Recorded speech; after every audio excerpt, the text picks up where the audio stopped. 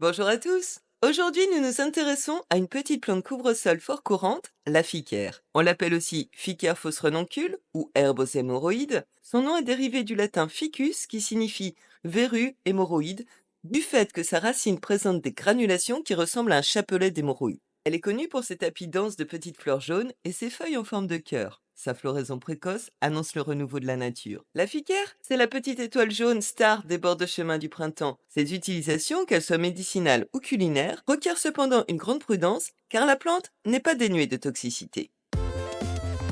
La ficaire, Ficaria verna, appartient à la famille des renonculacées. Elle pousse de manière spontanée dans les forêts, les prairies et les bords des chemins, en climat tempéré. La ficaire aime les sols humides et légèrement ombragés, mais elle est très adaptable et peut tolérer la lumière directe du soleil. C'est une petite plante herbacée vivace qui mesure entre 10 et 20 cm de hauteur. Elle est parfois considérée comme invasive. Ses tiges sont souvent naines. Elles sont d'abord rampantes, puis se redressent à l'apparition des fleurs. Elles sont glabres, blanchâtres, lisses et creuses. Ses feuilles sont en forme de cœur, épaisses, d'un vert brillant, légèrement charnu, avec un pétiole assez long. Elles sont parfois marquées de nervures plus claires. Ces fleurs sont petites, jaune vif et comptent de 8 à 12 pétales brillants. Elles sont souvent regroupées en petits bouquets au sommet des tiges. Elles apparaissent au printemps, entre mars et avril.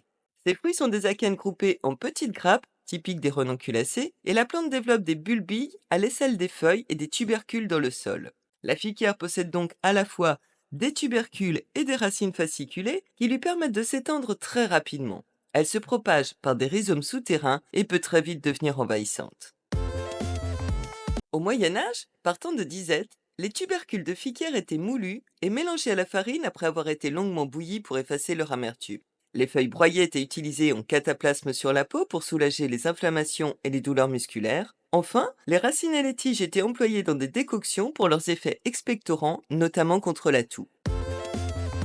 La ficaire doit être utilisée avec prudence car elle contient des alcaloïdes et des saponines potentiellement toxiques qui peuvent avoir des effets détergents, irritants et toxiques. Son ingestion en grande quantité peut provoquer des nausées, des vomissements et des troubles gastro-intestinaux. La ficaire possède des propriétés vasoconstrictrices et analgésiques. En cataplasme, la ficaire est susceptible de traiter les hémorroïdes et de soulager la douleur, le prurite et les sensations congestives. La protoanémonine, présente dans la ficaire, favorise la diminution du calibre des vaisseaux sanguins et facilite la cicatrisation. Elle est aussi indiquée pour traiter les jambes lourdes et les chevilles enflées. La ficaire a des propriétés astringentes et anti-inflammatoires, utiles dans les soins externes pour traiter quelques maladies cutanées comme la gale, les démangeaisons, les enflures articulaires et les ulcères externes.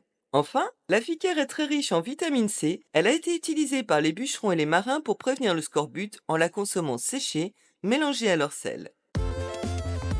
En raison de sa toxicité potentielle due à la protoanémonine qu'elle contient, la ficaire n'est pas beaucoup utilisée en cuisine. On peut néanmoins consommer les jeunes feuilles avant la floraison, car sa concentration en protoanémonine est encore assez faible dans les jeunes feuilles. Les feuilles donc peuvent être consommées en petite quantité avant la floraison crues en salade, mais on les consommera de préférence cuites comme des épinards ou en soupe, car la cuisson élimine la toxicité des feuilles. Avec les feuilles, on peut aussi faire des infusions qui stimuleront le métabolisme de la peau en cure de 21 jours. On peut bien sûr mélanger la ficaire avec d'autres plantes selon les goûts. Et le fait de faire sécher la plante détruit aussi la protoanémonine. On peut faire des câpres avec les bourgeons de ficaire en les récoltant juste avant la floraison. Et on les utilisera comme des câpres classiques dans les salades, en accompagnement d'une viande ou d'un poisson, etc.